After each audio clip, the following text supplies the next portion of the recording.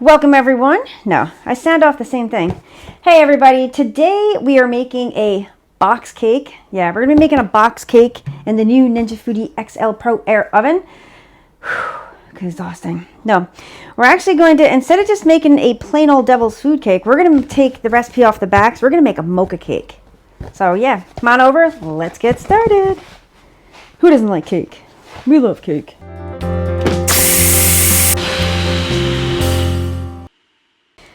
So we're actually going to be doing 2 8-inch round cakes. So I'm going to turn this on. It should be already set to bake because I was roasting some nuts. Well, not roasting, baking some nuts. So the function is bake. We're going to choose 350. The level, we're going to choose 2. So you have to make sure, let me open it up. It said to make sure there's a rack on 1 and there's a rack on 3. We're just going to verify it, 1 and 3. And I'm going to hit start. Now this takes about 90 seconds to preheat, but I want, because baking, whenever I bake with this oven, I want it to preheat for at least 5 minutes. And that should give me enough time to whip this cake up. So like I said, I have 2 8-inch round pans. I'm taking some baking spray. And we're just gonna give these a squirt, shall we say. Just take these pans and just set them off to the side someplace. Oh, where's my box? Gotta have the box. We have the box. So, what you see in front of you, this is the cake mix. I'm actually doing it over the bowl so I do not spill it everywhere. Just like so. And then it says, I can't read this. Let me put it over here, I can't see it. Alright, it says beat cake mix. We have 1 cup of brewed coffee. That's done preheating, but we're not ready yet. We're going to take 1/3 cup vegetable oil, 3 eggs. This is 2 tablespoons of like espresso instant coffee. This is the kind that I used. So we're going to take I'm just using a hand mixer today. I'm going to see if we can use both the oven and the hand mixer at the same time. I'm just going to see what happens, see if we go off, because I'm plugged into the same outlet. So let's see. We're going to mix on low. Turn it up just a bit. There we go. Now we're going to mix it on medium speed for 2 minutes. And we need to scrape the pan. So it's been 2 minutes. Now as children we used to fight over the beaters. But that was way back in the 70s. So you can no longer lick your beaters. Yeah, it's kind of a bummer, but just the way it is today. Now you're going to take these pans. We're going to try to even it up as best we can with the batter because we're doing 8-inch cakes. So I'm just going to take some of this, pour it right in there.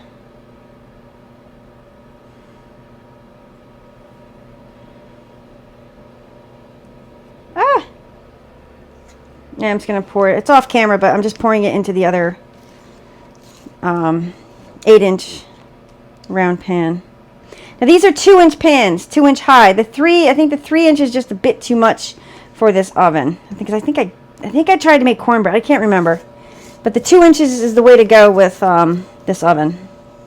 But everybody experiment on their own. Trust me, I'm not an expert. I'm just playing with kitchen tools, playing with kitchen appliances. All right, so that's that. Now, if you do have a kitchen scale. This is not necessary or required or anything like that. If you do have one, turn it on. I'm not going to be able to, I have to actually raise it up. Let's see. Let's see. We're going to put the espresso thing right there. We're going to tear it. All right. I'm going to put this right on top. So we are, 1 pound, 5.4 ounces. This one's heavier, I can tell. This is 1.8. So what I do is I just take a little, don't touch the bottom, just take a little bit of this batter out and add it to the other one. Or you can just eyeball it as well. It doesn't, you know what I mean? It doesn't require that you have to weigh it out. All right, so I'm done with that. I'm just gonna put this off. All right, so it's been preheating.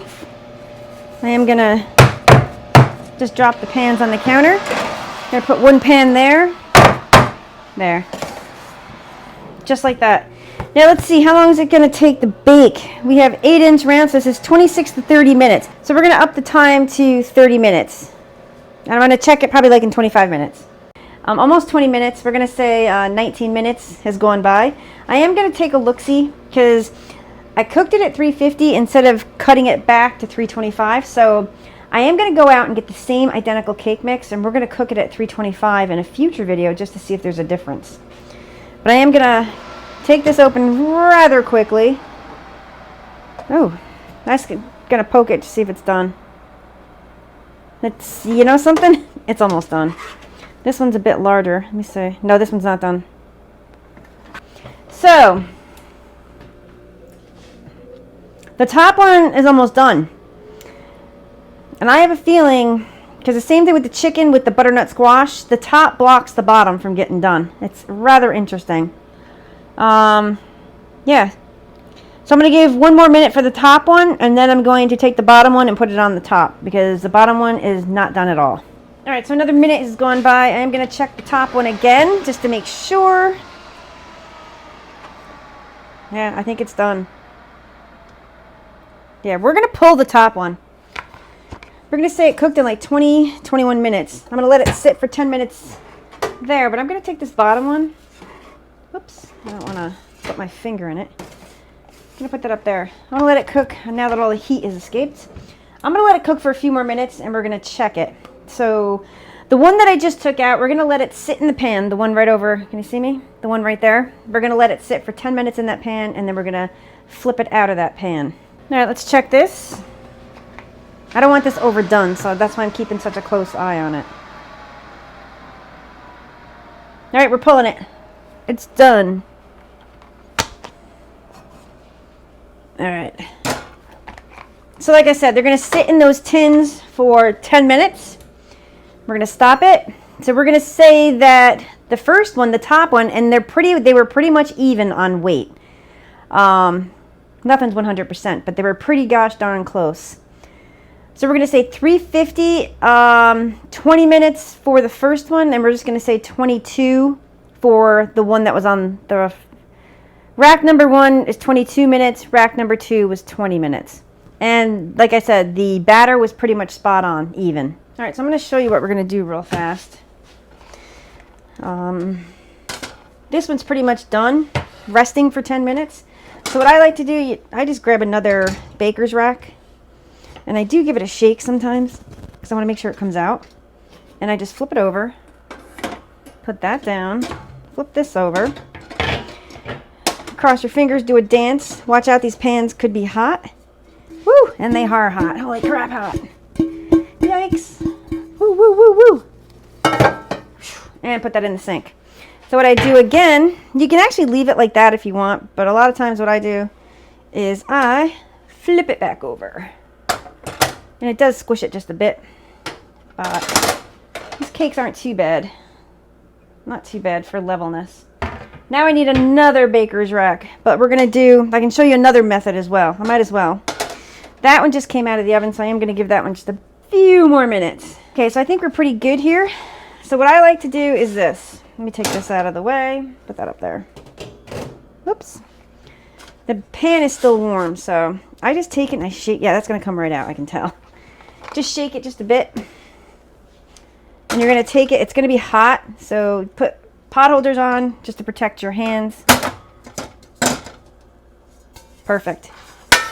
And that's all there is to it. This one I'm going to leave like that because I don't have another baker's rack to flip it back over again.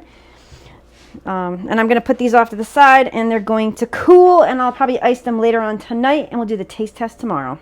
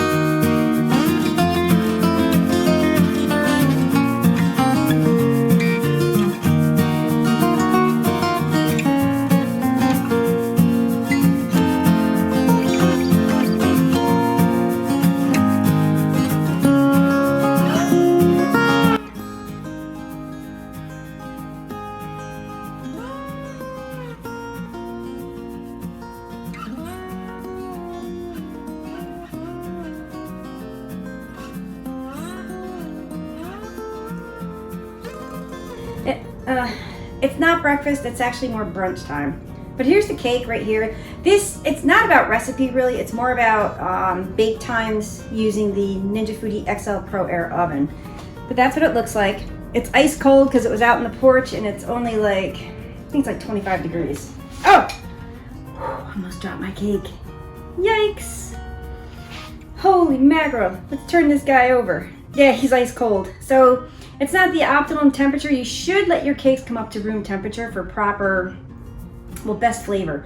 Also, when it comes to like carrot cakes, spice cakes, gingerbread cakes or muffins, chocolate cakes, you want these to sit like overnight. So those flavors, I don't know. When you first eat a chocolate cake, it's more harsh.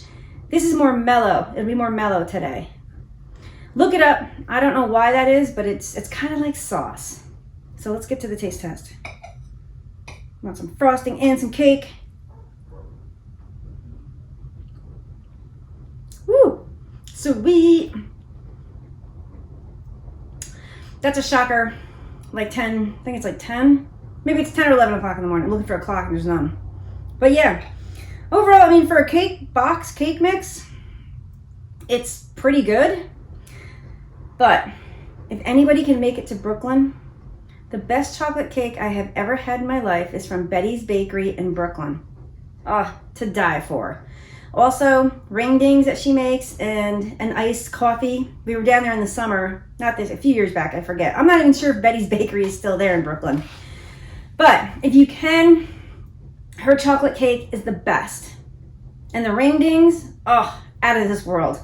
Trust me. So if you're in Brooklyn, look up her little bakery and yeah, make sure you try the ring dings and the chocolate cake. They're really good. So thanks for watching. Stay tuned for more videos and thanks. Yeah, just thank you. I'm gonna eat my pork. I'm gonna bring that downstairs.